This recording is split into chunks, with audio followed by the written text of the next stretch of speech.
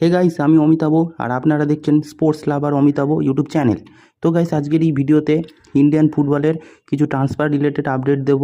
মানে কোন প্লেয়ার পরের মরশুমে কোন নতুন দলে যাচ্ছে সেই নিয়ে আজকে আবারও আরেকটা ভিডিও হবে। তো দেখতে থাকো ভিডিওটা পুরো।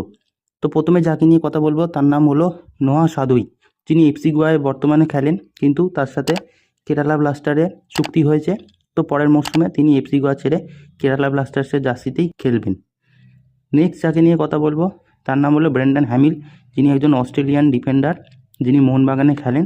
কিন্তু তার একটা রুমার্স উঠে এসেছে যে মুম্বাই সিটি এফসি হয়তো তাকে নজরে রেখেছে। তো হ্যাঁ, এটা সত্যি, মুম্বাই সিটি এফসি কিন্তু তার ওপর টার্গেট করছে।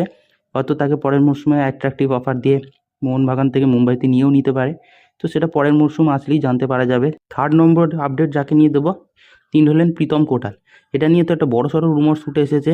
তো হ্যাঁ, ট্রান্সফার মার্কেটের সূত্র অনুযায়ী দেখা যাচ্ছে যে প্রীতম কোটাল নাকি ইস্টবেঙ্গলে জয়েন হতে চলেছে। হয়তো পরের মরশুমে তাকে ইস্টবেঙ্গলের জার্সিতে দেখা যেতে পারে। তো এটা অনেকেই মেনে নিতে পারছে না, কারণ প্রীতম কোটালকে সবাই মোহনবাগানের ঘরের ছেলে বলে মনে করে, যে মোহনবাগান ছেড়েছে মানে হয়তো অন্য দলে যাবে, কিন্তু ইস্টবেঙ্গলে যাবে না। তো সেটা এখন ইস্টবেঙ্গল তো এখন চাইছে একটা ভালো কোয়ালিটি দল করবার জন্য, তাই জন্য প্রীতম কোটালকে তো টার্গেট করেছে।